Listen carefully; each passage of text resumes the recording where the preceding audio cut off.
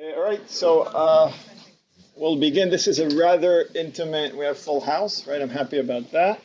We have a rather intimate setting, so we don't need the microphones, and we'll try to speak up. I do want to invite Maureen, the head of the Taulawi International School, to say a few remarks. She's the mastermind behind this and all of the week's many fun activities planned. So Maureen, please, maybe you want to introduce and say something to welcome us all. Of course, welcome everybody. It's really a pleasure. 8 months of work to get to this point of hosting the USA Week. That's officially starting now.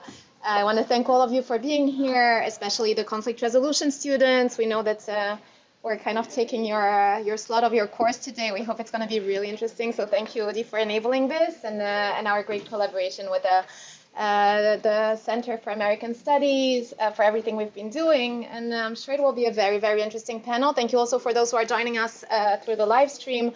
So many people wrote to me that, especially due to the rain, they're going to watch us from far, which is great because otherwise I don't know where they would sit. So hopefully it's going to be a very interesting panel. Thank you for joining and enjoy the week and join us for all the other events. All right, great. So, thanks everyone for coming. What we'll do, I think we'll discuss in the panel for about an hour the election results, and then we'll open it up. I know a lot of people here have questions, and this is informal, and we can have a Q&A. So we'll just do that in about an hour. I want to briefly introduce the panelists. I'm Yoav. I'm a faculty member in the Department of English and American Studies, and I head the Center for U.S. Studies here. We have my esteemed colleagues here, Professor Sommer, who's a professor here in political science, an expert on the Supreme Court, American legal system, American political system, and elections. We have Dr. Naama Maor from the history department, who is an expert on family, on the history of children, on the relationship of law and society and gender. Thank you, Naama. And we have Brandon Friedman, Dr. Brandon Friedman, who's the director of research here at the Moshe Dayan Center for the Study of the Middle East and Africa, and he's an expert on the American relationship with the Middle East and the Arab world, and he'll certainly give us a very important, I think, foreign policy perspective. So thanks, Brandon, for joining us. And I want to begin. I think we've had a week to process, right? Have we had, I think, more than a week? Almost 2 weeks. Almost 2 weeks. So for those who've been able to process, and some who can't, we'll try to maybe make sense of everything here. And my initial question, I think, to get this discussion going is, if every panelist can maybe, in one word, I want one word, reaction to try to describe, what you feel or what you think in reaction to what happened, right? And I'll just say about myself, I want to say relief, not that any one candidate or not won, right? Not that Trump won or not, but relief that it's over, right? Because it's so terrible. And, if you're in the United States, the debate was so ugly and so disrespectful and misogynistic and divisive and polarizing. So I think I'm happy it's behind us. Now we'll see what's going to happen. But I wonder what my three colleagues here, your reactions to what happened, if in a word, and then explain it. Please, Udi. So if it has to start with R&E, so I will say realignment, rather maybe in addition to relief. So I think, it's not something that happened in 2024. I think realignment in American politics can definitely be called the Trump realignment. Usually when we think about realignments in America, it's associated with a certain president. So maybe FDR, maybe Reagan, and certainly Trump started in 2016 and continued in 2024. So if one word, I would say alertness. Alertness. I think you described a sense of relief that the campaign is over. I think my word talks more about what is coming. Exactly, what we're predicting and what we should be prepared for. So alertness is probably... So vigilance. Exactly. So that's the glass half empty. The glass, certainly the empty part of the glass. Brandon, please. I guess expect the unexpected. So that's 3 words, sorry. But what do you mean by that? That you expected this to happen, or? No, I think just everyone's going to ask what our predictions are, what we anticipate happening. And I was saying to Naama before the panel started that, predicting a Trump administration is a bit of a fool's errand because he's such an unpredictable character himself. And so we're going to have a very serious discussion, which I'm really looking forward to, but I would bear in mind that we should all expect the unexpected. But in that sense, are you optimistic or cautious, or I think Naama is quite frightened if I read in between the lines? I think as a historian, I'm trying not to prejudge it. We used the word misogynistic to describe the campaign, which is accurate and a good word. But here we have Susie Wiles as his chief of staff, right? So the glass ceiling has been broken, the first woman ever to be White House chief of staff. So on one hand, we have this misogynistic narrative about Trump, and on the other hand, we have Susie Wiles in the White House. So as a historian, I love that, the paradox there, and the contradictions, and I think we should expect a lot more contradictions moving forward. So certainly if we learn anything about Trump is that nothing makes sense. In a way, that's the chaos, and he says that. That's his thing, the chaos theory, that everything you think you knew about American politics, American government, I'm going to disprove it, right? And that's part, I think, of the revolutionary, the anarchistic almost kind of sensibility that he has. All right, so I want us to go back then to what, 10 days ago, 11, 12 days ago, to try to make sense of what happened, right? To make sense of the election results, to try to understand them. And right, and Udi mentioned realignment, and if each and every one of you had to put there's never one cause for anything.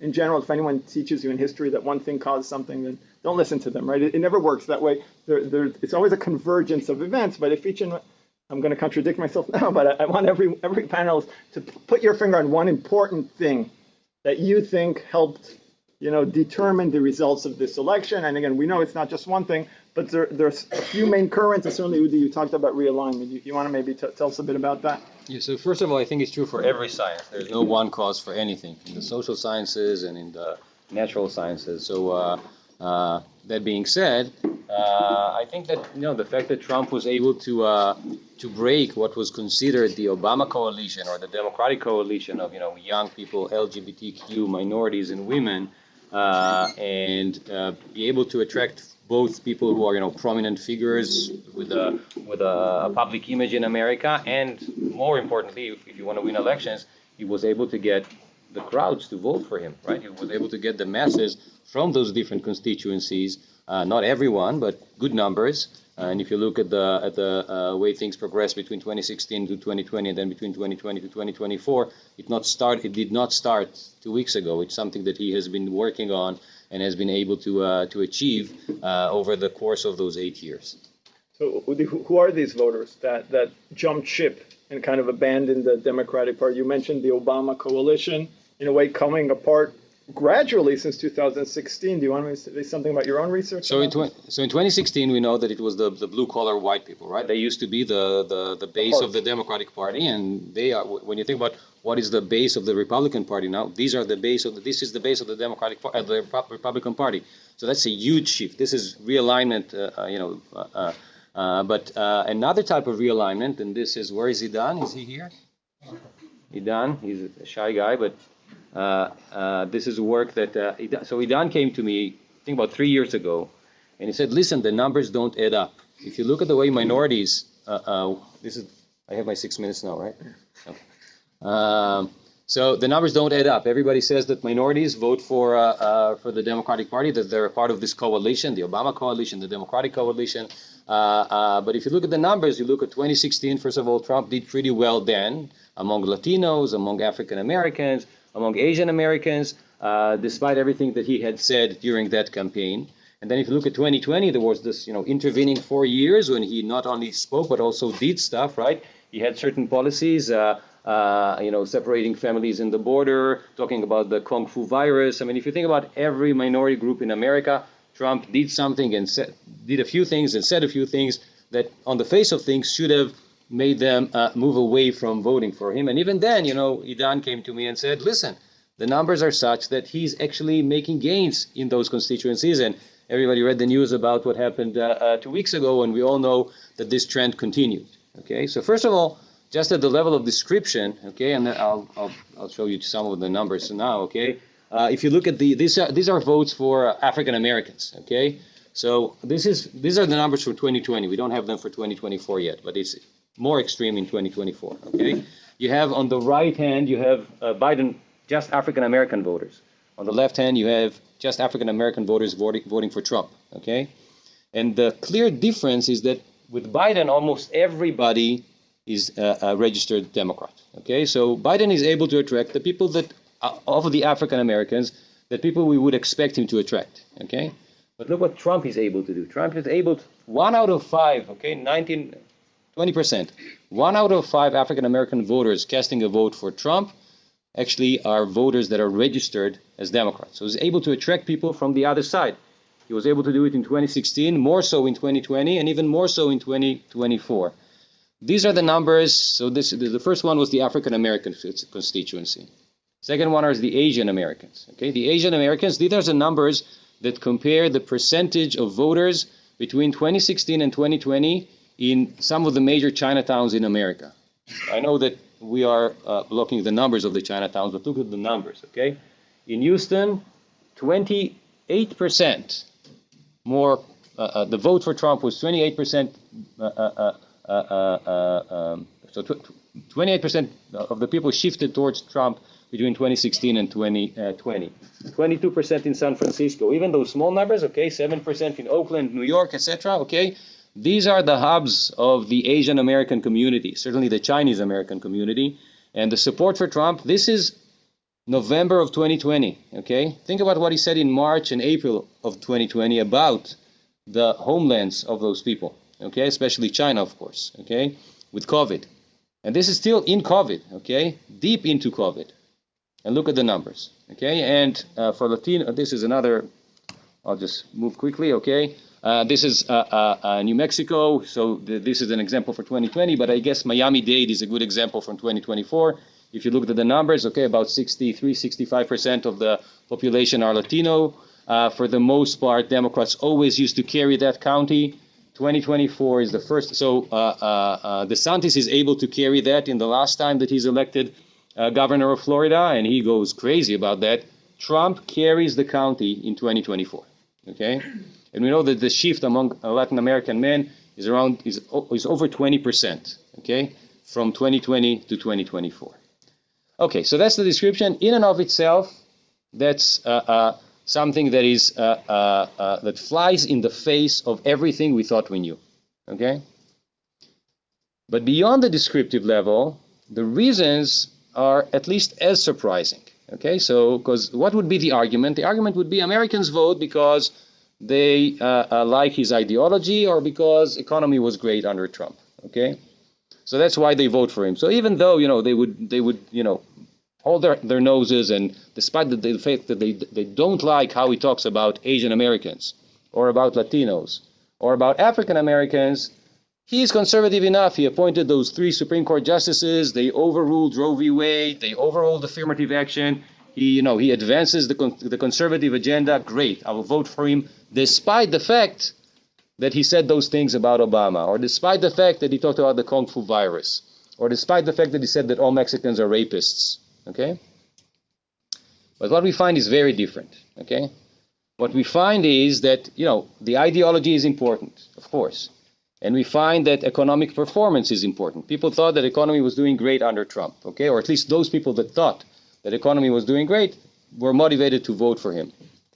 But this is where our another place, okay, where everything we thought about, everything we thought we knew was at least partly wrong, okay?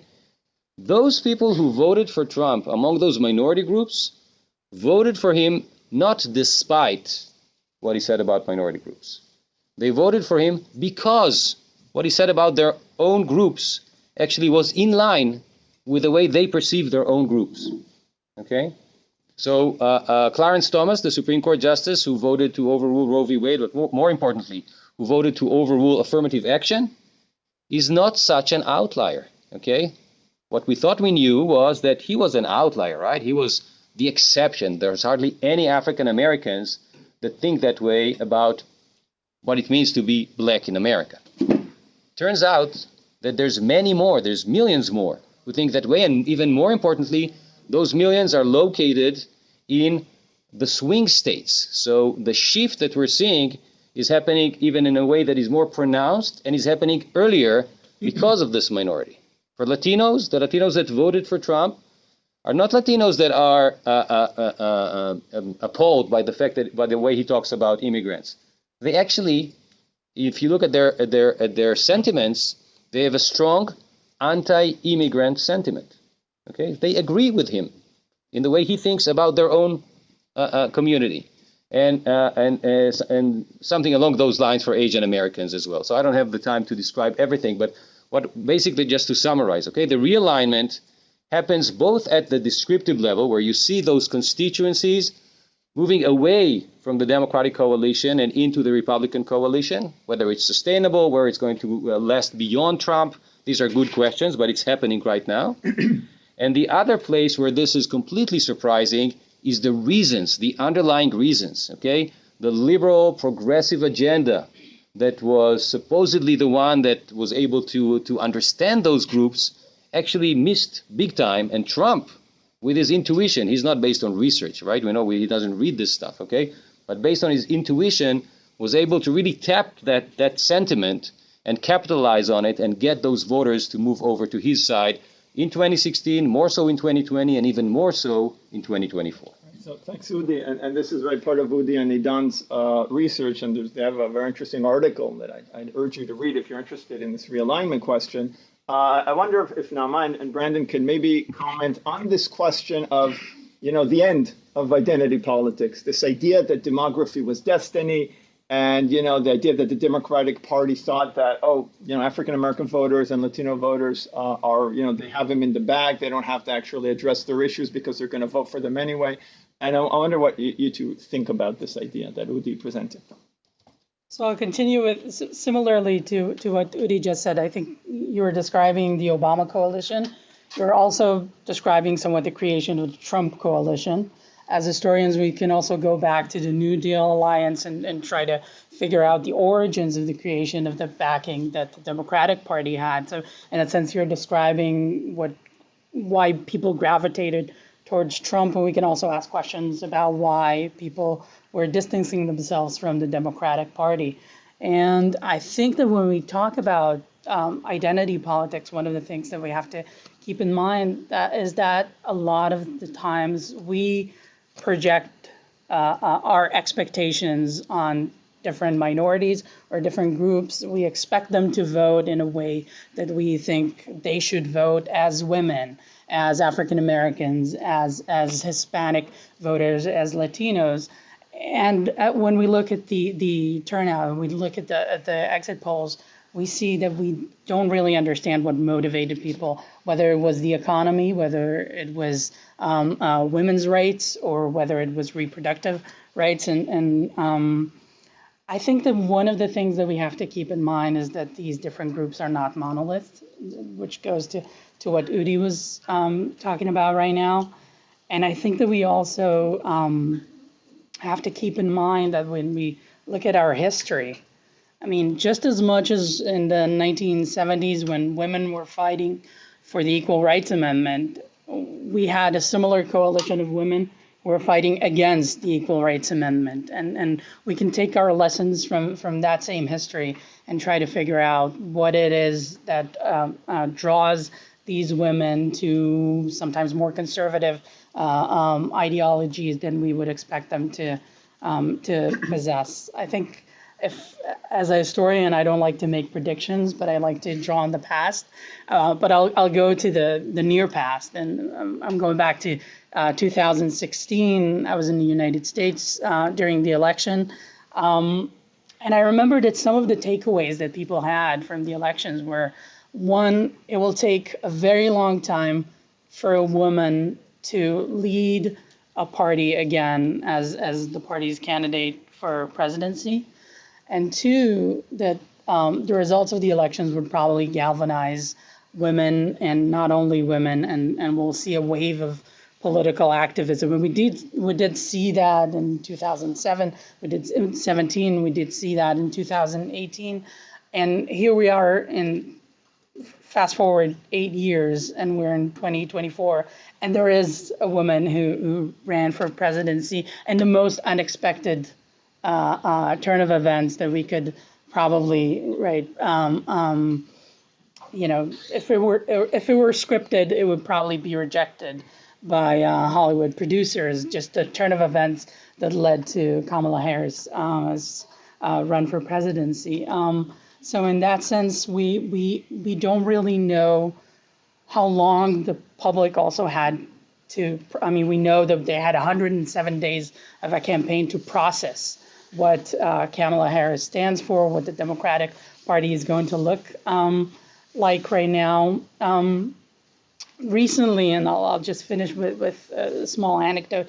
Recently, one of President Obama's former staffers, John Lovett, was asked a question about the difference between writing a speech for Obama and writing a speech for Hillary Clinton. And he said with Obama, there was always an expectation for a narrative. You have to know where you're going with that speech. You have to tell a story. And with Hillary Clinton, she was so spot on all the policies. She knew everything. She had knowledge of every piece of legislation and who supported it and who didn't. And that's what you had to keep in mind as you were writing her speech. And in that sense, when we look at the two different campaigns that we saw now, the Kamala Harris campaign and the Trump campaign, Trump tells a great story, not a fun story to listen to most of the time, but he tells a good story for the forgotten man who feels forgotten again. And he tells a good story for people who feel that they were left behind by the Democratic Party that was supposed to be their party. And with Kamala Harris, what we mostly saw was a list of programs and plans and initiatives and policy initiatives that didn't really coalesce into a story, into a narrative, into a question of what the Democratic Party would do for different groups within the American public. Right, and I think that was part of the problem. So, right, so this question of form and content and all substance, I'll shine no substance, right, in a way. And that's modern politics, certainly in the age of TV, and certainly in the age of Twitter. And in a way, Obama and has much more in common with Trump, right, than Hillary, who's a superb politician, knows everything and would have probably made a great president than someone like Trump, who admits he doesn't read the briefings. He admits it, but he's much more intuitive. But he's a brilliant politician in terms of campaigning, right? And you see here I think Naama is pointing to a very big difference between governing and campaigning. And we are living in an age of a permanent campaign when all that matters is that campaign. And therefore, the fact that Kamala Harris really did command policy in an excellent manner, it didn't matter. It didn't matter because she couldn't get elected, right? Brandon, do you want to talk about the election results themselves? Well, look, all of my fellow panelists are far greater experts than me on sort of explaining the results, and I was asked to talk about some of the foreign policy issues with respect to the Middle East, and I'll do that in a second, but I just want to, at the risk of sharing an anecdote. We love anecdotes. For whatever it's worth, I was in the U.S. during the election. I was there last month. And I was also there in 2022, and I have 3 children. The price of a box of Cheerios in 2022 was $5. Last month it was $10. For those of you who don't buy Cheerios in Israel, that's double the price of Cheerios in Israel. I think a lot of people felt the cost of living issue and were punishing the incumbent administration. Now, I know Yoav and Udi warned us about monocausal explanations. I'm right there with you as a historian. But I think that many voters who voted probably went to the polls thinking about what the administration had done for them in terms of their daily existence. And a lot of the things I'm going to discuss were certainly not in the forefront of their mind. So do you mind me to talk about what role did foreign policy have, if all, or maybe it didn't have a role, or were you surprised by the role of foreign policy in these elections? Well, I think part of the Make America Great Again idea, and really this is the key question, I think, in terms of thinking about Trump in the Middle East and even in the world, is does it mean restoring America's power and position in the world, or does it mean retreating into a sort of an isolationist sort of, we're going to focus on issues at home and sort of let the world is on its own, so to speak. And I think that's a core question, and the answer is unclear. and it was unclear during Trump's first administration. Will Trump seek to deter America's enemies in the world, or will it seek to appease them? And in terms of how that played into the election results, the issue of Ukraine, the issue of China, and obviously in the Middle East, the issue of Gaza, Lebanon, and Iran. Is Trump going to end American wars? Is he going to exacerbate rivalries and conflicts? Or is he going to try to extricate the U.S. from them? And obviously, these are dichotomies I'm presenting, right? And it's never just either or. It's always somewhere towing the line. And I think it behooves us, if we're trying to figure out what Trump may or may not do, to look at his record. What did he do as a first-term president? Now, for Israelis in Israel, it's Trump delivered. He was good for us, right? That's the general perception. He moved the embassy and recognized Jerusalem as Israel's capital. He recognized Israeli sovereignty over the Golan Heights. He brokered the Abraham Accords. And for those who thought that the nuclear deal with Iran was a weak one, he abrogated that deal and took the United States out of it. And so in a very superficial, simplistic way, if you're looking at it from Israel's point of view, then Trump was very good for Israel. Now, I think there's a much more complex story to be told about Trump's role in the Middle East. The way Trump embraced the Saudi regime, which ultimately led to a blockade on Qatar, which ultimately fragmented a potential unified front against Iran during the first administration, an abrupt withdrawal from Syria and Iraq, which terrified American partners, and obviously the idea that America was attacked repeatedly by Iran in 2019, specifically in May and June, and in fact a surveillance drone in June 2019 was down. American AWACS plane surveillance drone was down by the Iranians, and Trump didn't respond. To many, smelled of weakness. But of course, then in January 2020, Trump ordered the assassination of Qasem Soleimani, who had been basically the architect of Iran's expansion in the region for a decade. And so there's this mixed bag. Was Trump sort of weak when he was confronted in the Middle East, or did he respond with strength? Another anecdote would be in March 2020, there was a price war over the price of oil between the Saudis and Russians. And ultimately, Trump threatened to withdraw all American military support for Saudi Arabia if they didn't stabilize the price of oil, because the price war was destroying the American oil and gas industry, many of whom are big Republican supporters. And Trump issued that threat, and MBS, the Saudi day-to-day ruler, backed off. So the story about Trump in the Middle East is actually quite confusing and complex. And so you don't know which Trump you're getting, which is why I said expect the unexpected. He was unpredictable. In some respects, people saw him as unreliable. I think when it comes down to making or looking forward in terms of Trump's policy in the Middle East, there are two issues we should probably talk about more. One is the Biden administration pursued, and some people say it was a factor leading up to October 7th, Saudi-Israeli normalization, which is really a Saudi-American defense pact at the heart of it. Many people feel that Trump will pick that idea up, probably modify it a bit. And what does that mean for Israel, Israeli security, and Palestinian statehood? That's a conversation worth having. And finally, I think ultimately, Trump is going to be judged by his ambition to confront Iran, to re-implement maximum pressure, and to address the nuclear issue. And what will a renewed Trumpian maximum pressure policy look like? I didn't think the maximum pressure policy of Trump was particularly effective, with the exception of the Soleimani assassination.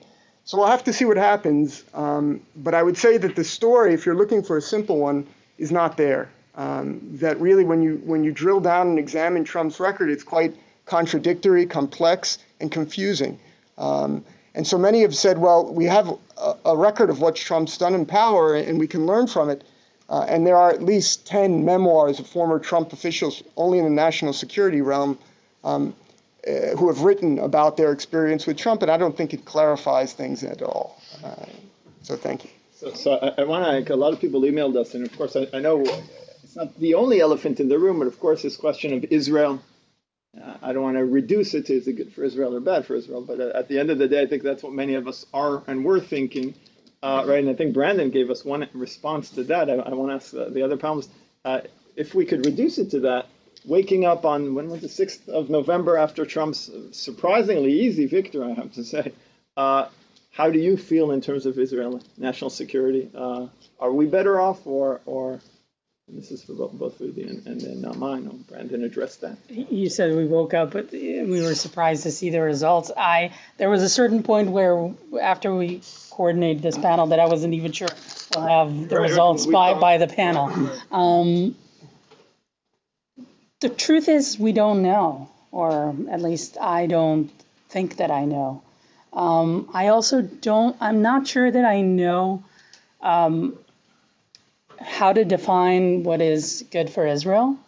I mean, the question is, for a lot of people, when they talk about what is good for Israel, it would be financial backing, it would be military backing, it would be allowing Israel carte blanche to do whatever Israel wants. I wouldn't necessarily consider that good for Israel. I would expect an ally to also be critical of Israel and to also be there to help us direct ourselves in new directions. And here I join Brandon in his assessment that we should expect the unexpected. And with Trump, we can really say that the most unpredictable things can transpire. So I want to know. What are your thoughts about this? So this is a very complicated question. So none of us knows. None of us knows the future. But I think, I think moving the embassy to Jerusalem had a huge symbolic message and meant a lot to the vast majority of Israelis. I think recognizing the Golan Heights is also pretty much a consensual. It's in consensus. But I think the main issue that I have with the first Trump administration in the fact that there were big political moves that where they were glossing over the details. And if you think about, I think Jerusalem is symbolic and the Golan Heights is also symbolic to me. Not that symbols are not meaningful, they're very important. But the two things that I think are clear in terms of political moves are the Abraham Accords and the Iran deal. And I think for the Abraham Accords, in 2020, we all thought, wow, this is unbelievable, right? They completely shifted the paradigm. Instead of having, the Palestinian issue be a necessary condition for any kind of progress with any of the Arab countries or any of our neighboring countries, they shifted the paradigm, right? We can throw the Palestinians under the bus and we can move forward with deals, with regional deals. The deal of the century. The deal of the century. Trump was, and then again, that's about glossing over the details, right? When you're a real estate mogul and you are going to buy this huge compound in Manhattan and turn it into a co-op, you can gloss over the details. And many people who bought real estate from Trump will tell you the details were glossed over, okay? But when you run, and when you bring somebody brilliant like Jared Kushner, who's going to, reshuffle the. I'm not sure brilliant. I think he's brilliant. I think he's brilliant. But so I'm not saying October 7th happened because of Sinwar, and it happened because of Hamas, and I'm not trying to take away any of the responsibility of those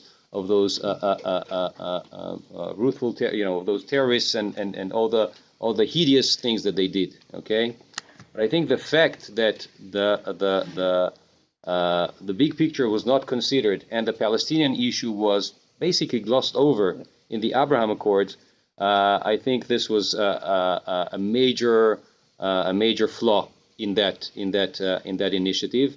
So that's one thing. And about the Iran deal, here too, we think what's good for Israel. In Israel, there was unanimity among all the leaders of the Mossad, the Shabak, the IDF, that the deal was good for Israel. Okay, and the fact that the deal was basically revoked in 2018 First of all, it's against the professional opinion of those people in Israel, and it's not just one generation of Mossad leaders and Shabak leaders and heads of the and heads of the IDF, but it was several generations that were in one mind on that. But beyond that, if you think about the Soleimani strategy and the fact that right now, if you follow the earthquake in Iran, that these are not earthquakes, right? The Iranians are probably running, nobody knows exactly, but they're probably running to get nuclear capacity. Now, beyond getting nuclear capacity, they need to put it on missile heads. There's lots of technology hoops that they need to jump through. It's not the end of the story, but the fact that the deal is gone, okay, and was gone in 2018 during the first Trump administration, has already had implications for the degrees of freedom that the Iranians have in the Middle East and might have even more severe consequences. So again, this glossing over the details, when you do those things, you need to be a professional. This is your responsibility. You're the leader of the free world. The lives of people and the survival of nations is on your shoulders. This is your responsibility to make sure that those things happen the right way. And in order to do that, the devil is in the details. And if you gloss over those details, things happen. And I think, and I'm just hoping, that in the second Trump administration, Brandon said that, he's not sure where they're going to go. It depends. You'll get one answer if you ask the vice president-elect. You'll get a very different answer if you ask the Secretary of State, the designated Secretary of State, right? They'll give you very, very different,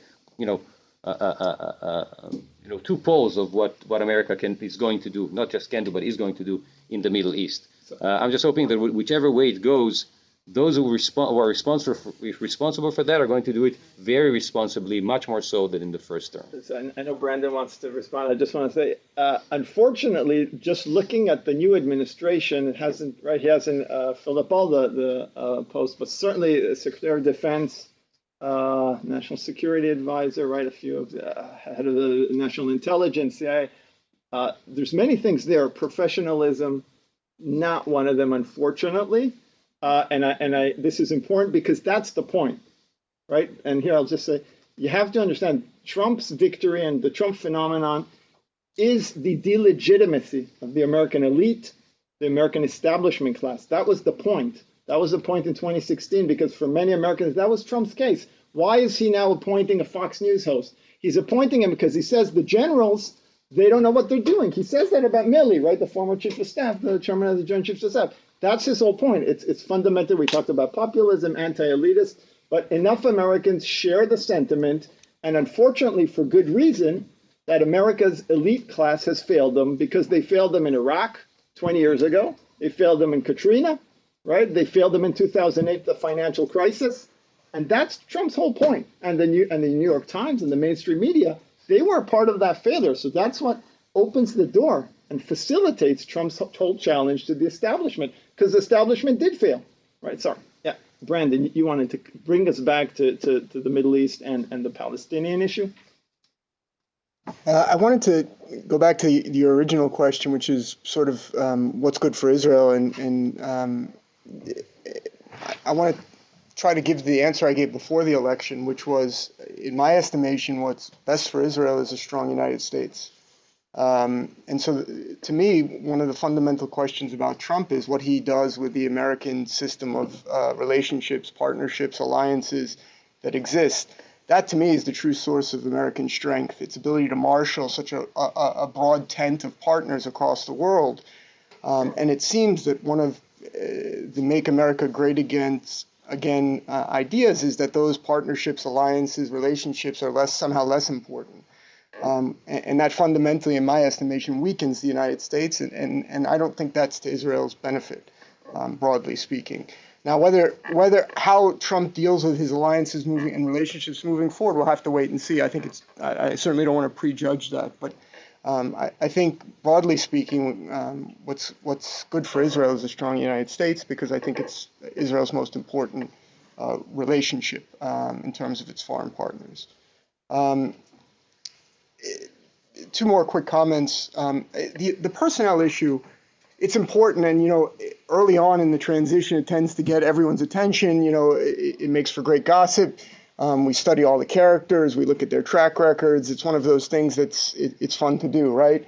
But I think one of the lessons, at least reading through the memoirs of the Trump officials from the first administration, is that is perhaps we put too much stock in our analysis of some of these officials, that at the end of the day, Trump is the most important personality in this story in terms of the details or the big picture. And so I think that I would just make a cautionary statement regarding, if we look at the personnel, someone like Marco Rubio, I sort of see as an establishment figure, right? So on one hand, right. And he puts that out at Secretary of State, which if you take the comment I made a minute ago about relationships, partnerships, is perhaps an encouraging sign. But of course, there are a whole other group of appointments that might neutralize or cancel this all out. And I think that's part of the point of how Trump operates. And so I would just be caution. I would exercise caution in terms of putting too much stock in the personnel decisions.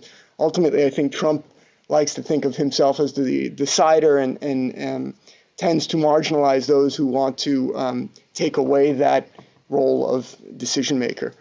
And finally, with respect to the Palestinian issue and the Abraham Accords, first of all, I want to remind everyone that the Abraham Accords were sort of a consolation prize from the failure of the Trump administration to broker what he called the Prosperity for Peace, his sort of the Trump peace plan, which he presented in June 2019 in Bahrain. The Palestinians rejected it even before the Bahrain conference, and it went nowhere. And it was really the Emiratis who, with Israel, came to Trump and sort of proposed this Abraham Accords. The Emiratis made lemonade from lemons.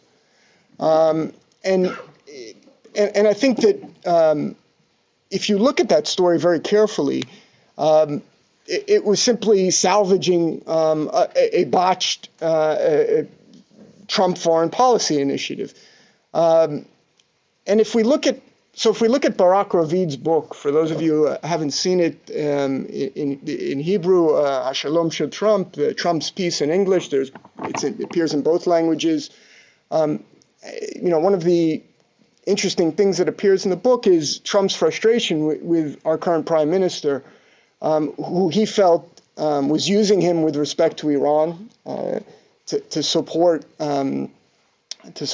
Udi's take on the Iran deal, and he was critical of our current prime minister for not being interested in peace, and because Trump felt he was really trying to broker a peace between Israel and the Palestinians.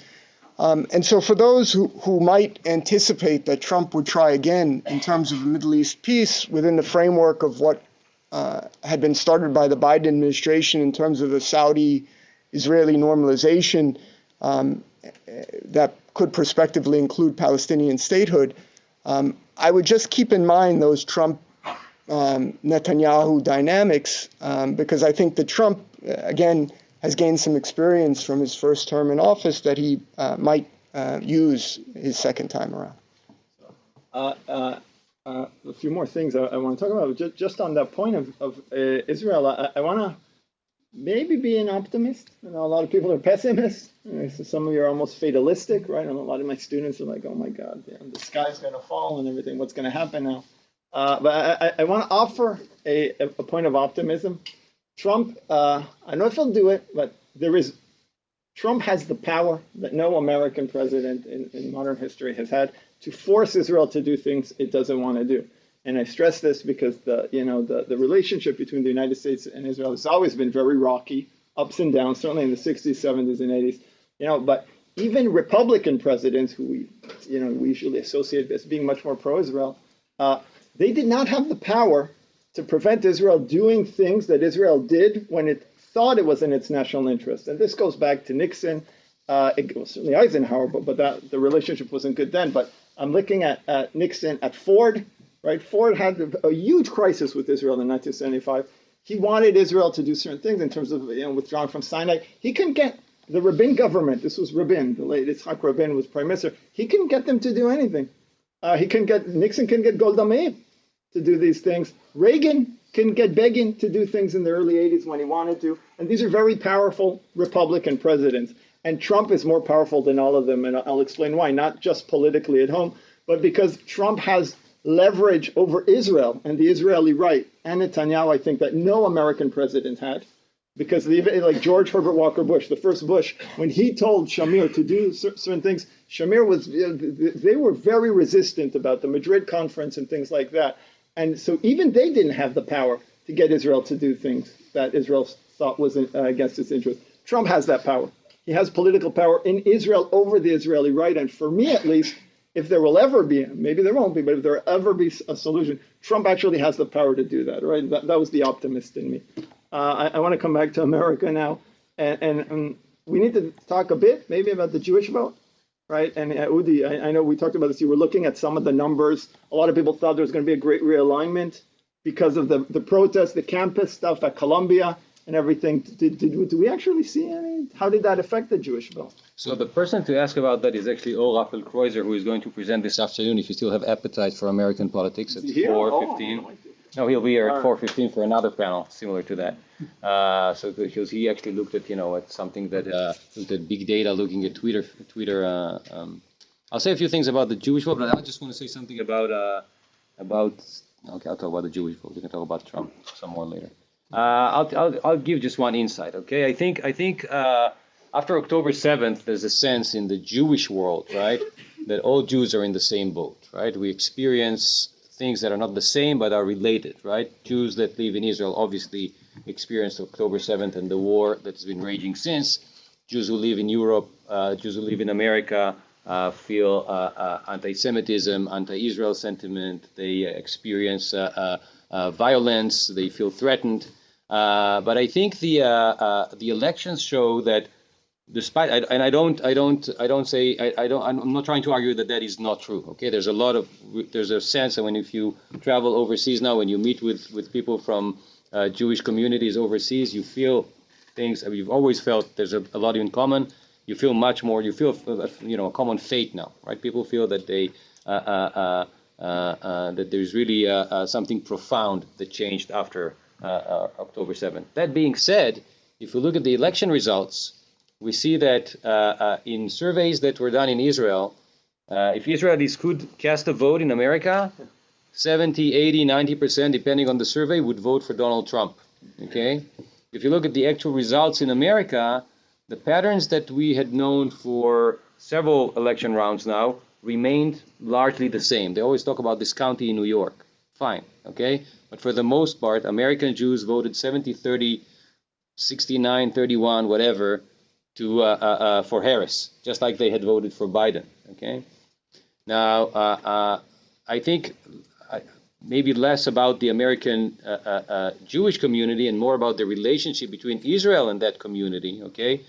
There's clear that despite the fact that we feel that we're in the same boat, and that October 7th really was a watershed event in the history of the Jewish people wherever you live, whether it's in Israel or in the diaspora, I think the results of the elections show that there's still a lot of things that we need to work on, a lot of bridges to build, a lot of differences to first of all maybe flesh out and then think about whether we want to work about changing those things or not. But the sense after October 7th that we're all the same is just simplistic, I think. Okay, there are fundamental differences.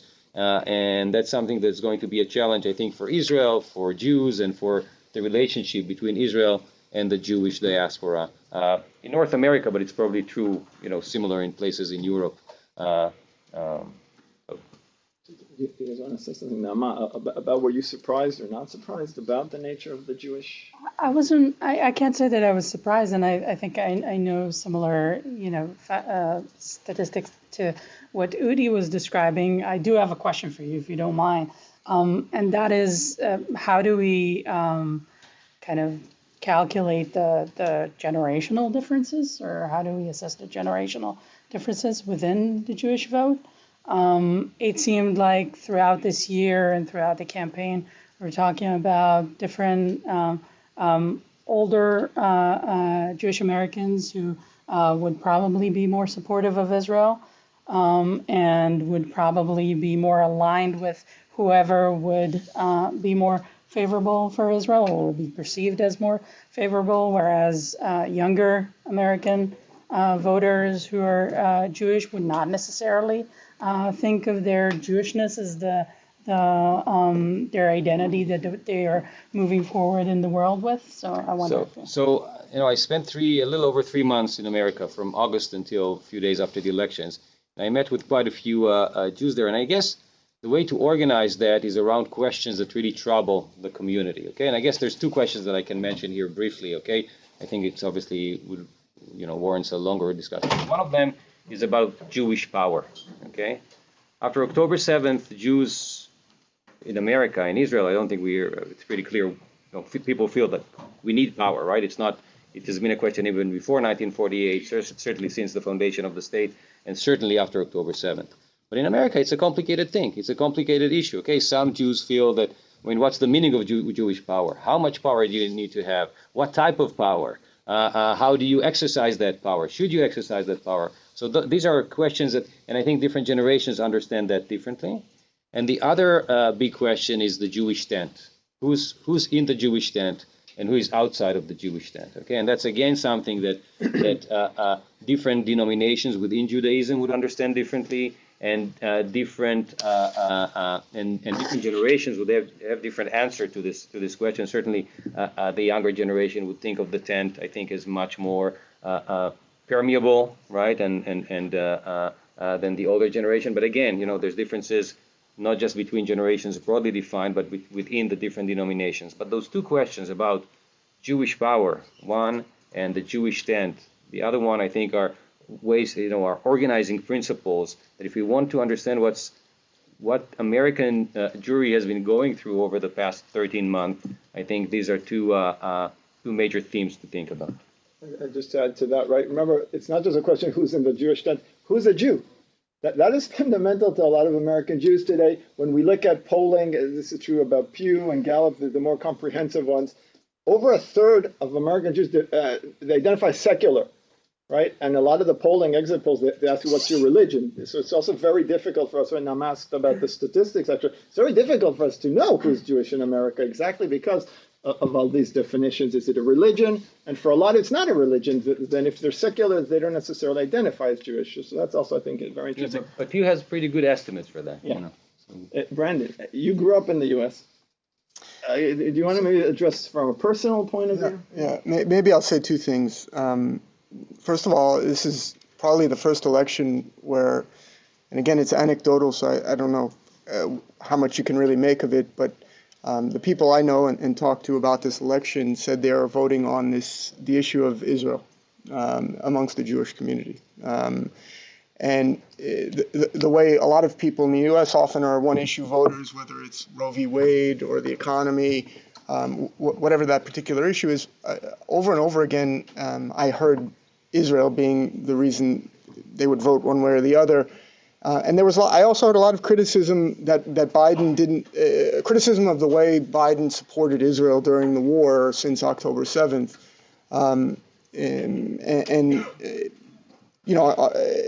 Which to me, which was interesting, if I'm talking about foreign policy and a potential, how Trump pursues his Middle Eastern policy, there was a lot of people who would, I think, traditionally vote Democrat almost instantly, who felt that the way the Biden administration supported Israel during the war and the way Harris was talking about Israel during her brief campaign was troublesome for them or problematic. And I also think that there were people who chose not to vote for either Harris or Trump because of the Israel issue,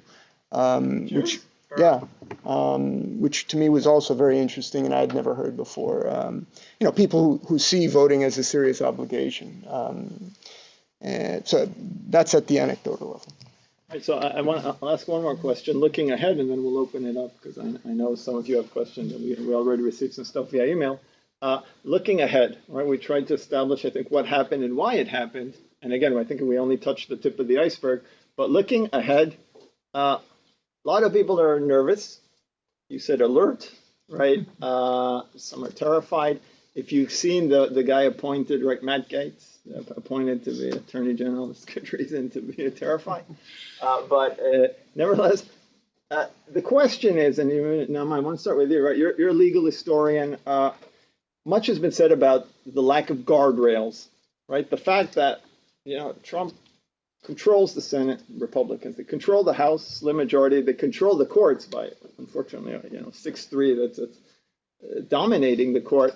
In a way, looking forward, what guardrails or protections do you think we still have, or the United States has, to prevent Trump in case he tries to go off the deep end, which he might not. But are you nervous about that? And if not, why? Absolutely.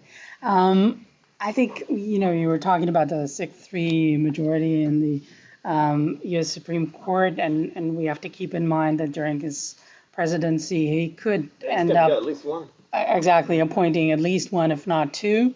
The two that are expected to be replaced are conservative justices, but keeping in mind that I think she's over 80, isn't she? right, but I mean, there's a lot of talk about Clarence Thomas as well, and there's Alito as well. So, replacing someone who is a conservative justice with someone who is also conservative, but perhaps 30 years younger, might leave us with a Supreme Court that is leaning conservative or deep into conservatism for a very long time. I think that one of the things that we don't discuss a lot after these elections is the ballot measures that were passed in different states, and 10 states in the United States had different ballot measures that dealt with reproductive rights. 7 of them passed. So that might be an interesting point to look at and to think about. If the Supreme Court wants states to have the jurisdiction over these questions of reproductive rights, so maybe the right way for people to operate would be through the states. That does not mean that we haven't seen a lot of also legislation that was going in a different direction of preventing abortions in different states since the Dobbs ruling in 2022. But I think that some of the movement within the states could also be indicative of the guardrails being actually in the states and not necessarily in the federal system. I think Florida is a really interesting case. The ballot measure there didn't pass, but it received 55% of the votes instead of 60, which was what was required, and still 56. 57. Oh, right. 57. Sorry. Thank you. 57. So, and the required threshold was 60. The ballot initiative was to enshrine reproductive rights.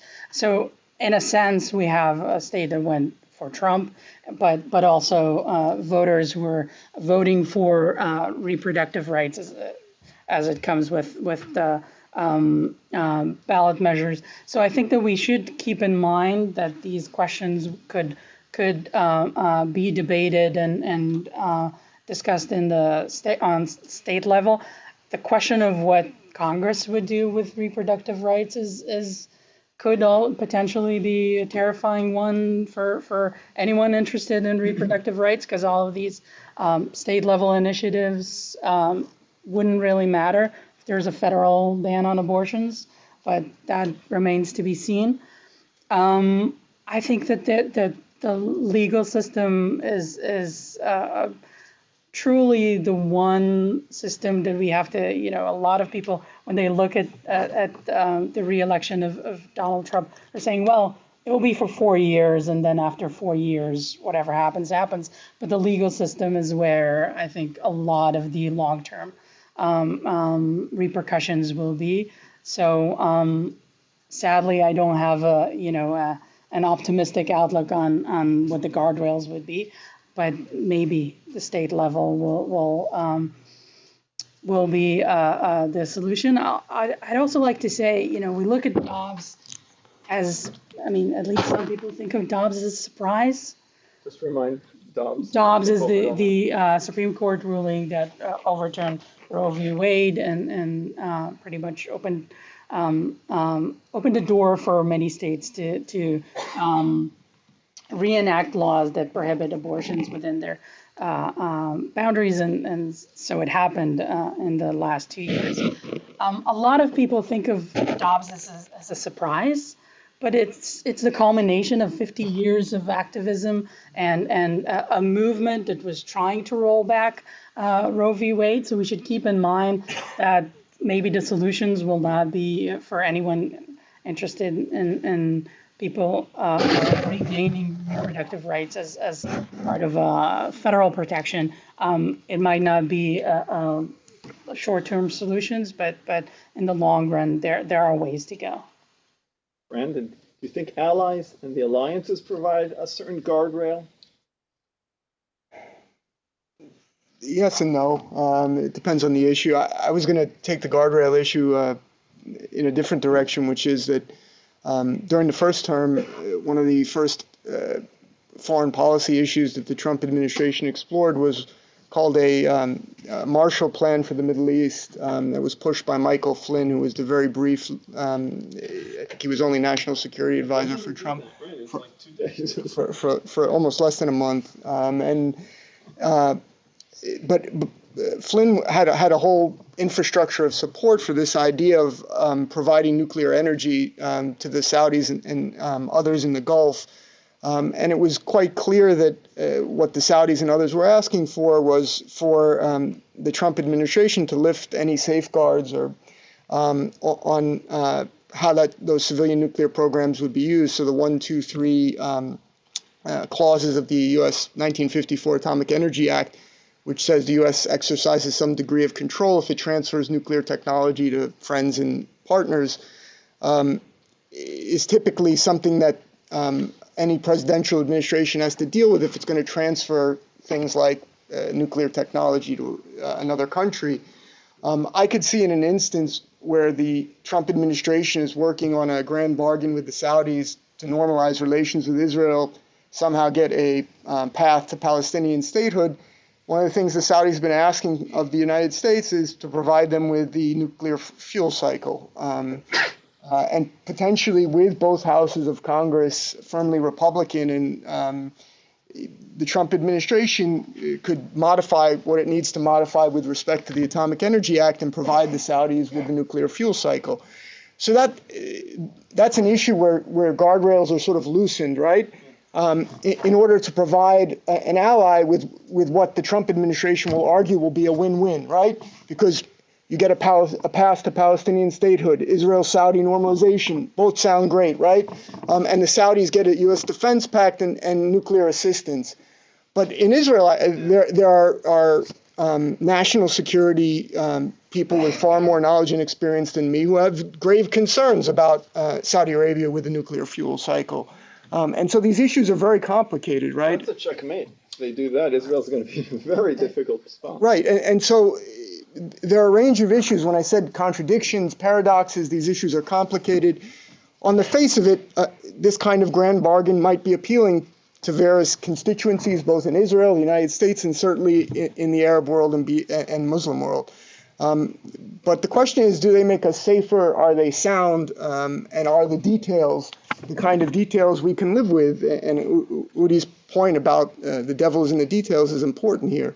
So I would just say that the guardrails issue is tremendously important. And I would say it's not entirely clear. Do you think? Yeah, so a few thoughts about guardrails. So I think the reason why we think about guardrails so much is because emotions are so central in the experience of people here, people in America. So I want to talk about 3 emotions, okay? I want to talk about hope. I want to talk about ambition, hope, and fear, okay? So ambition, I recommend, if you haven't yet, I would recommend that you watch the victory speech of Donald Trump, okay? The person that I saw there is a person who's very, very ambitious, okay? He wants to leave his mark on history. He feels like in 2020, he felt like, he was denied the chance to do that with the second term. He felt that, he's now able to do that. And, you know, if you ask me, I don't think the Middle East or Ukraine is the big thing for him. I think it's China and not Taiwan. It's China, right? It's whether it's going to be the Chinese century or whether it's going to be the, again, an American century or even the Trump, you know, half century. But you saw a very, very ambitious person, not bitter, okay, not vindictive in his victory speech. Okay, watch the victory speech.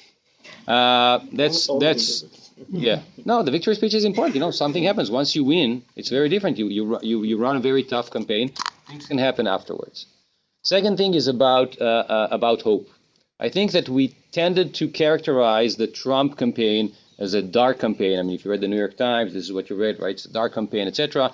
Versus the Harris campaign, which was a campaign about hope and about the future and, you know, light versus dark, etc. I think for tens of millions of people in America, this was the exact opposite. Making America great again, listening to their identity, understanding them was the hopeful message. Okay, the message that Harris, and it's not just Harris, right? It's the liberal progressive movement had for them was a sense that, you know, if somebody says that your country is an island of garbage, then you should change your vote. Nobody would expect that from a white voter. Nobody. Right? So why would you expect that from somebody from Puerto Rico or from, for that matter, from any Latino, right? So the experience of, I think the Trump campaign was, you know, the emotional, the positive emotional components there were largely not covered by much of the media that many of us read. But if you go beyond that and try to understand what drove people, this was a major motivation. And then last, about fear. So we talked a lot about uncertainty. I think Trump purposefully put in his cabinet opposing forces, okay? And he will need to listen to those different forces and make the decisions. And that's going to be very different from an Obama style, you know, which is a professorial style. You go into, you read all the briefs and you learn on the material and then you make a decision based on that. It's going to be very different from the Biden style, which has, you know, you have an experience of 50 years in public service, and based on that experience, guides you when you make decisions. For Trump, it is going to be about his intuition. He's not going to go into the material. He doesn't have that much experience, okay? Relatively limited experience compared to Biden, of course, okay? But his intuition is very strong, and what that is, the kind of emotion that is going to generate, I think, among people, for instance, in the region, okay, is a sense of fear. Because when there's when it's about intuition, when you can't really predict that it's going to be based on, and again, everything that I talk about is emotions, right? Which is the opposite of rational thinking, okay? In the university, we used to thinking about, you know, to think that, you know, that's the right way to go, but turns out that many people don't feel that way, okay? And Trump is certainly not going to operate that way. It's going to be about his intuition, and once he operates based on that intuition, then the Iranians are not sure when they're going to cross the line or not. And same thing for Hezbollah, and same thing potentially even for China, maybe. So I think this sense of a cabinet and even a political party, if you look at the Republican Party, right, which is so dominant because all the constitutional guardrails are irrelevant because they control all the branches of government. Even the party has diverse and even opposing currents, and Trump will have to maneuver and make those decisions, and that's going to be based only on his intuition, which is going to create uncertainty and I think fear that may be a good thing in the international system. So it's interesting, right? Just everyone here mentioned one way or another just this idea of federalism and maybe the states, right? Maybe that's the place, you know, maybe New York, California, whatever, that's where certain rights can be preserved. And of course, the irony is that we're entering an age where states' rights, which has always been the great conservative cause, right, against the federal government since the New Deal, now states' rights is being, and it's being appropriated. And we've seen that, right, in Gavin Newsom in California and in New York, and it's very interesting that how American history, the ironies really of American history, how it flips and it evolves. All right, so we have 20 minutes left. I left 20 minutes. The room is yours, right? This is for questions. We have some, I received emails also from people watching, but I wanted to open it up to the room here. The room is yours, but ask us about gender, because we haven't spoken about the politics of gender. Yeah, and specific questions? Yeah, please. Actually, the question is specifically for Professor Sommer. You talked about how the minority groups, you can say that in all minority groups, they agree with Trump about what he says about themselves. So do we know, do you have any idea or any thought about why that is? Because he said some horrendous stuff, but I can tell even from myself, from my Latino father, who agrees with him 100% about immigration as well. Like, what is the driven cause behind it? So again, the best person to ask is in the back. His name is Idan Franco, okay? And we're going to publish a book, hopefully right before the inauguration, that's called The Emerging Republican Minorities. So you can find all the answers there, or at least the answers that we found. But I think probably you should talk to your father before you talk to me. But I'm talking to you're talking to him. And what is he saying? That Trump, that he agrees with him about immigration, that he should deport all those people, that he's a strong leader, and also that he's good for Israel, and that is that people chose him. So if people chose him, they must agree with him. He must be a good president, and Harris/Biden must be a bad president. Yeah, and the roots go way back. Even if you look at the African American community, right? There were African American thinkers who thought that African Americans should not be so engrossed with structural issues and should lift themselves. Each individual should prove themselves, etc. The same thing for Latinos, which some of the roots actually go beyond American politics and deal with things that are happening in Latin America. The immigrant experience is familiar from Latin America, right? We know about Venezuela, right? That's a great recent experience where so many people who used to live in Venezuela are not there anymore, right? They're elsewhere. Yeah, I think he was right on the money. He realized what those, not just your dad, but Trump. He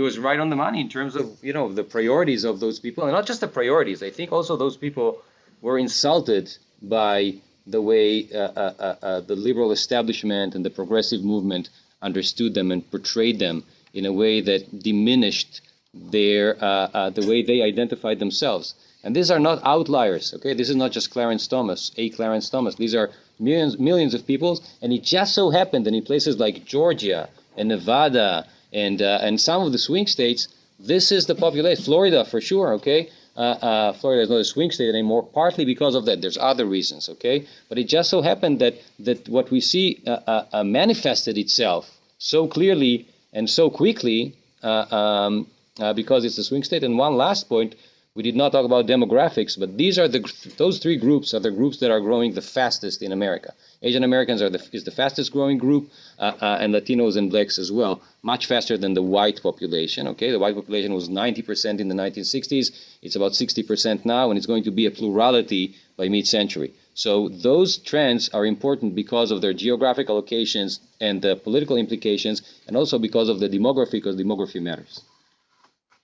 Just in the back, yeah, please. Yeah, so I have a few questions for Professor Sommer.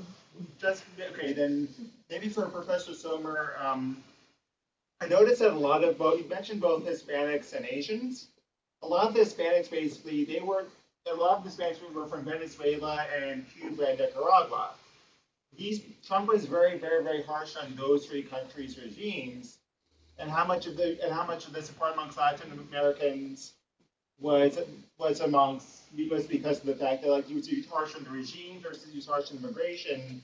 And the same question applies to the Chinese people as well that voted for him, because a lot of Chinese people don't like their. So we talked a lot about Latinos. I'll answer that with respect to the Asian Americans, but just to say about about what's going to happen, the fact that Marco Rubio is the Secretary of State, right, and he comes from Florida himself, from Hispanic descent, from Cuban descent. It's interesting what's going to happen there. But let's just talk about the Asian Americans. So what we find for Asian Americans, overwhelmingly so for Chinese Americans, which is the largest group.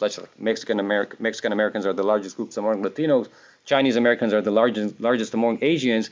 Is that if you look at what drove them to vote for Trump, again, it was ideology and the state of the economy. That's always true. Okay, that's the null hypothesis.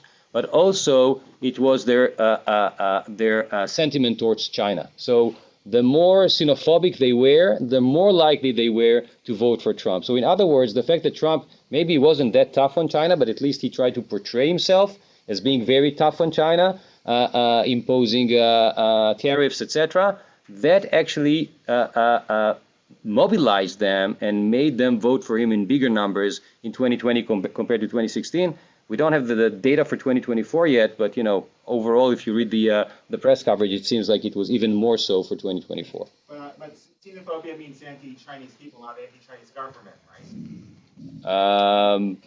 Not in the way those questions are framed in the questionnaires, but we can talk about the details later. Yeah, please. I have a question for Dr. Maor. So, please, can you tell me, why did women at the end, voted for Trump, and also, concerning gender issues, what does it mean for American policy, and also, for the cooperation in gender issues with other states? Right, thank you. I mentioned the 2016 election and the kind of the sense that we won't get to see another woman running for president for a very long time, and I can only imagine how some people feel post the 2024 election and the possibility of the American people electing a woman president.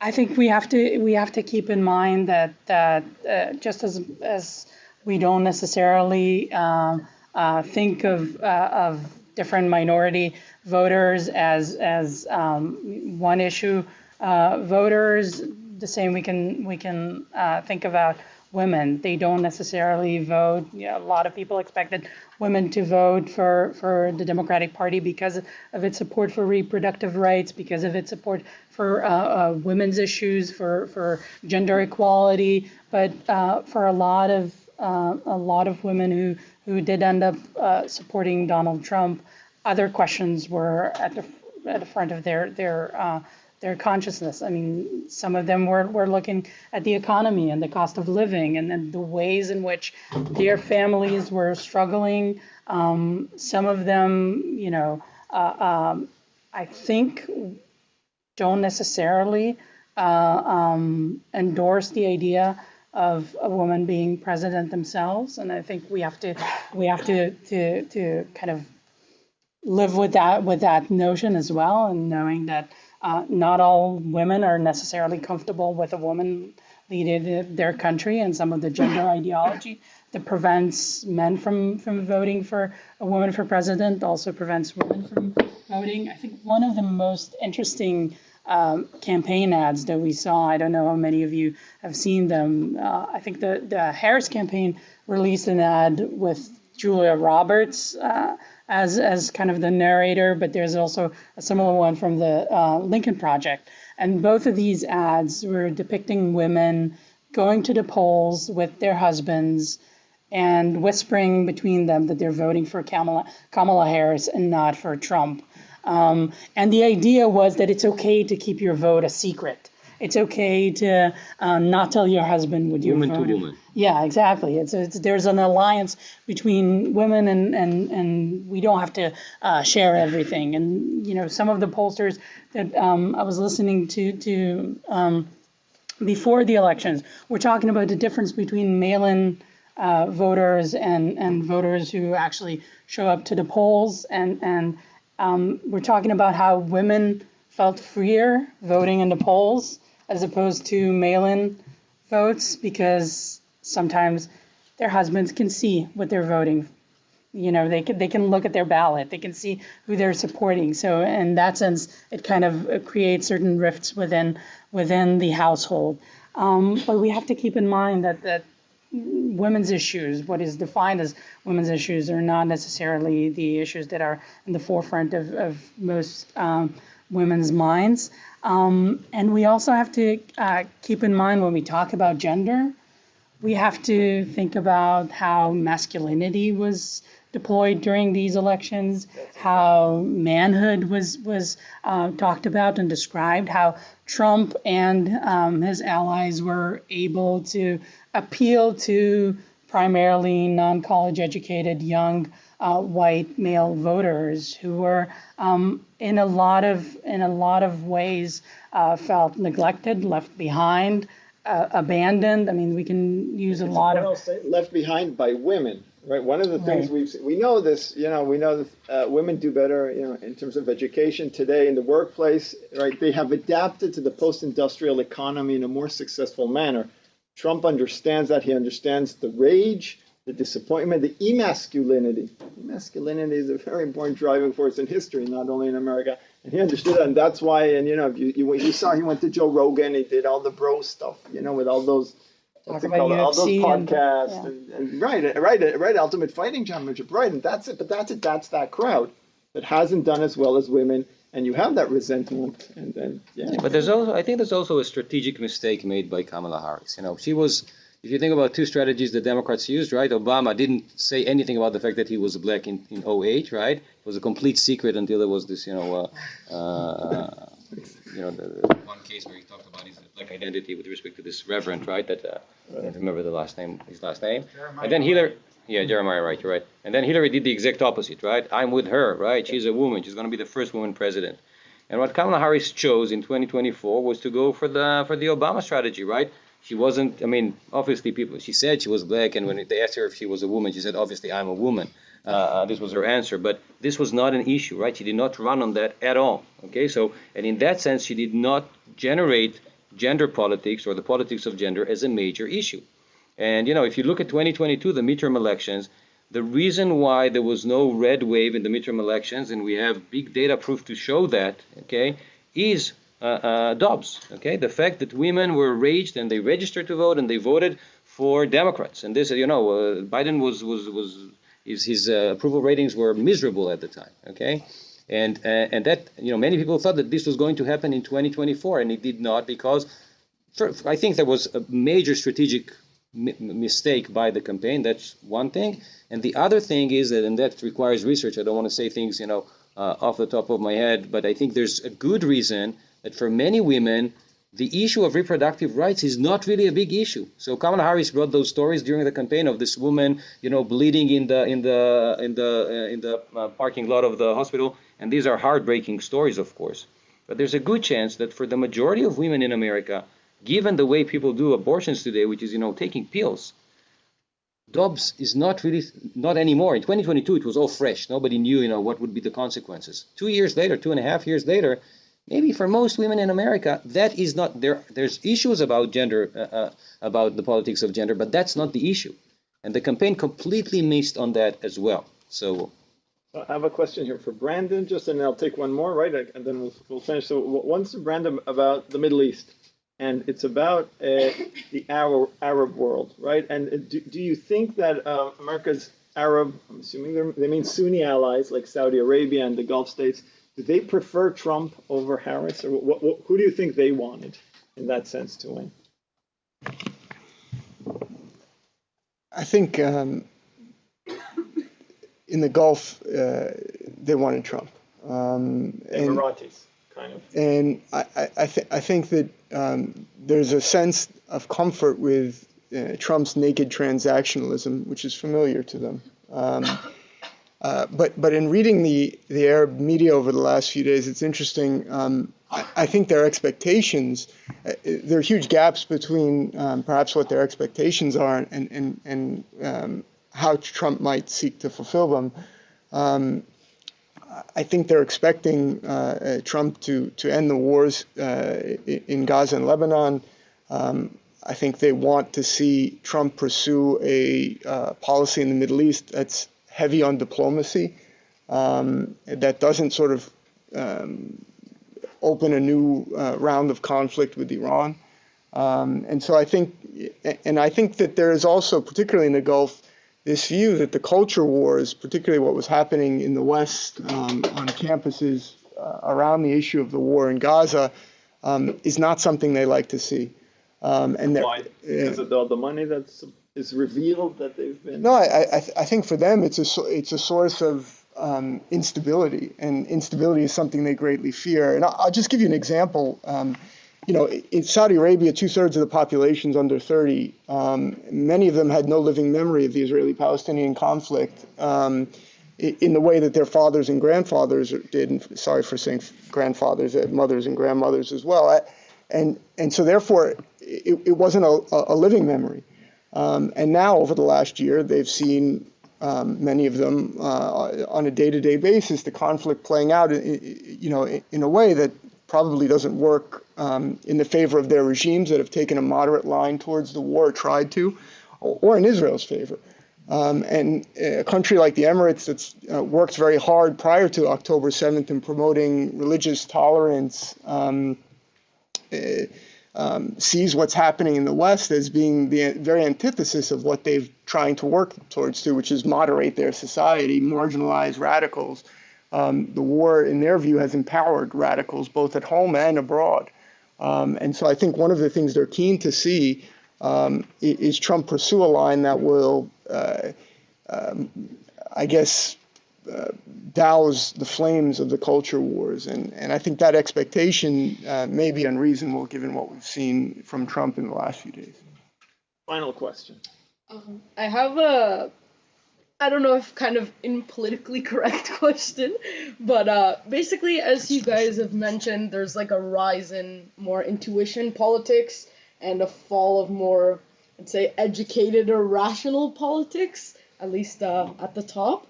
And it's also kind of hard to ignore the education difference between the voter bases of the Republican and Democrat Party.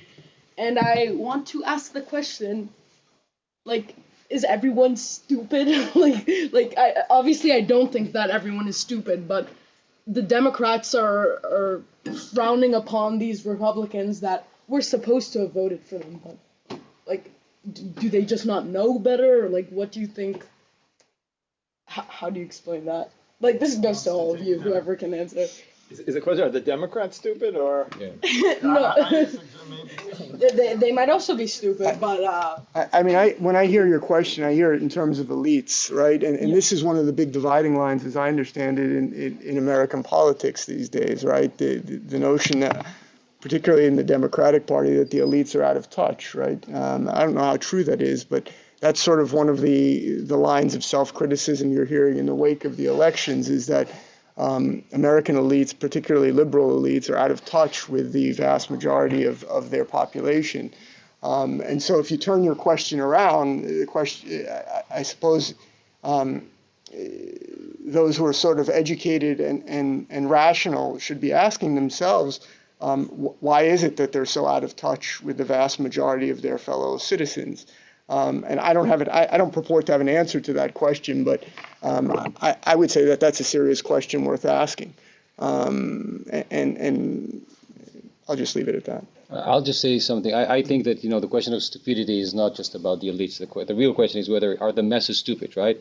Women are voting for those ballot measures, but then they voted for Trump. Are they stupid? Don't they understand the way policy works? And I think people are not stupid at all. I think that the liberal and the progressive agenda that was pushed so hard in recent years actually missed the real, I think that one of the key motivations is human suffering, right? The human suffering of minorities, the human suffering of women, the human suffering of LGBTQ, the human suffering of trans people, okay? But that became an agenda that was so convoluted, okay, that it missed some of the real sources of human suffering, okay? That Trump was actually able to trace. The fact that Trump was able to understand the tens of millions of blue-collar white people who felt that their lives were over. I don't know how many people here are in their 40s or 50s, okay? But when you're in your 40s or 50s and your town becomes a ghost town because of industrialization, because of automation, because of globalization, and you know that it's never going to come back, and you don't have the time to reinvent yourself, this is a cause for deep human suffering, okay? Just as much as somebody who thinks about their sexual identity or their sexual orientation, okay?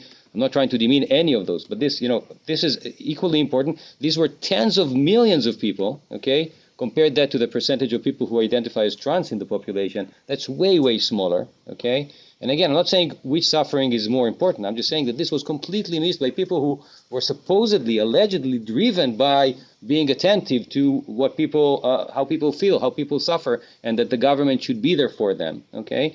And Trump was there. So what I said earlier about hope, I think he gave hope. He's giving hope to those people because they feel that he listens to them, he understands them, and he tells them, I'm going to make America great again for you the way you think about America, how America should be great. So in that sense, I think, there's lots of stupidity, never underestimate people's intelligence and never underestimate their stupidity. I think it goes both ways. There's stupidity on both sides, and a lot of intelligence on both. So on that, there's stupidity on both sides. It's a good way for us to conclude. We're out of time. So first of all, thank you for the panel. And thank you, everyone. And again, I want to urge you to check out all the events from the Tau America Week. And I have on Thursday, if you like it, Gal Keret, the writer, right? I'm talking to him in my class Thursday morning at 10 in Web 001. And there's a lot of other stuff in between. So, have a great week.